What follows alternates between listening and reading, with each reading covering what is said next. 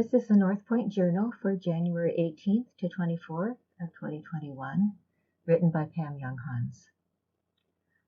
A year from now, as we look back on 2021, we will likely agree that January and February were the most definitive months of the year, and that this coming week was one of the most climactic weeks.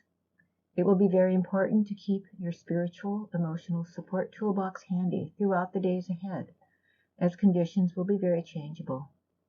Meditate, breathe, be mindful, walk in nature, ground into the earth. Listen to uplifting music, call in your divine self, radiate love and light, and ask for the support of your angels, your guides, and the great ones who hold the energies of love and peace for all of humanity. The planet Mars is powerfully activated this week. Mars symbolizes our capacity for action, self-assertiveness, self-confidence, and courage. Mars is the positive knowing of ourselves as an individual with personal desires. It also provides us with the energy necessary to attain those desires. But Mars is also the mythic god of war, representing a powerful, selfish drive to get what we want. Mars can be anger and rage and even violence in the extreme.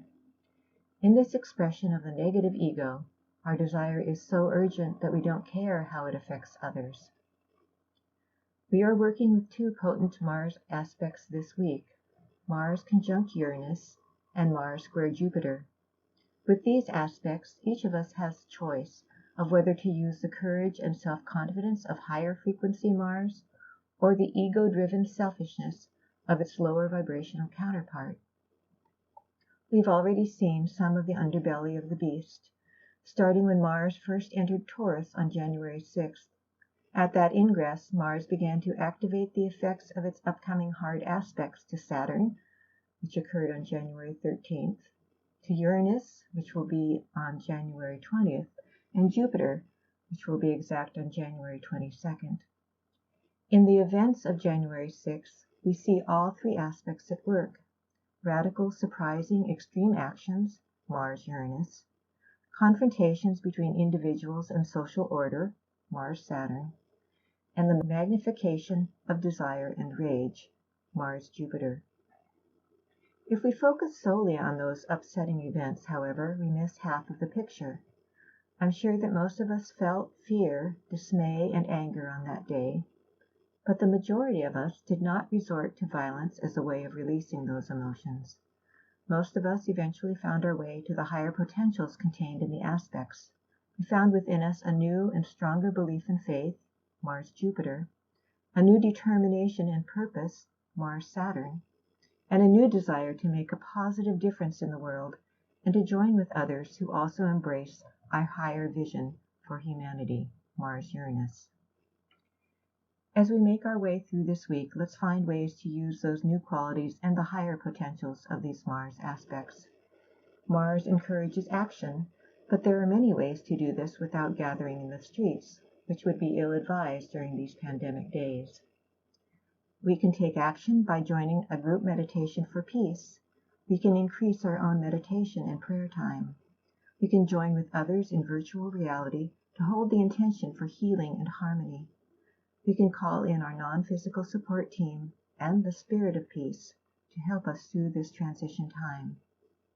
We can express courage by holding strong in our faith, by expressing love in small and large ways, by holding the energy of forgiveness, and by continuing to bridge the gap between ourselves and those with whom we disagree.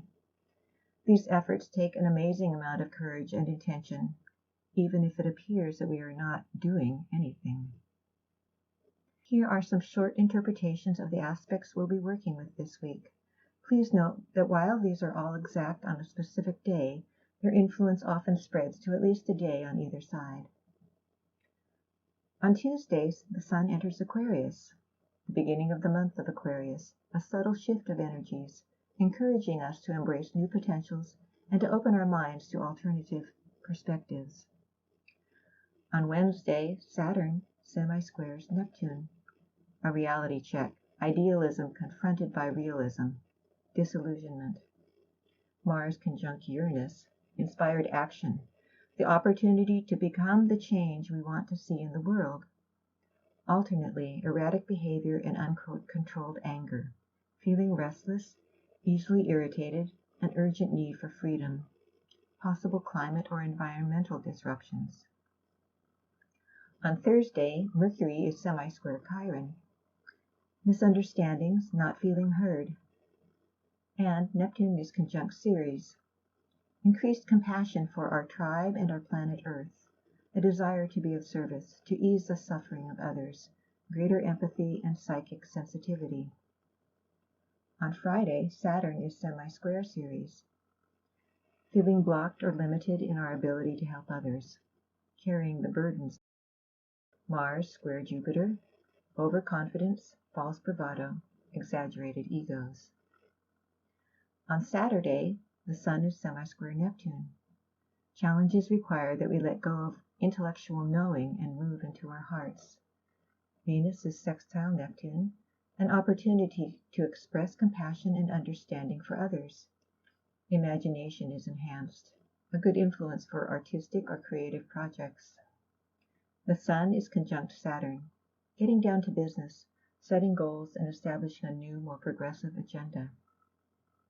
If your birthday is this week, this year challenges you to find new ways to express and pursue your needs and desires. There is a strong restlessness and a tendency to react hastily, but you should also realize how important it is to focus your energies if you really want to accomplish your goals. This requires that you combine your progressive ideas with a knowing of what realistically can and will work. Once you harness and direct your energy, there is much you can achieve this year. Your solar return Sun is square Mars, conjunct Jupiter, conjunct Saturn, and square Uranus. We hope that you have enjoyed this article. For over 30 years, we at Inner Self have sought to encourage new attitudes and new possibilities. For more inspiration, visit us at innerself.com. Thank you.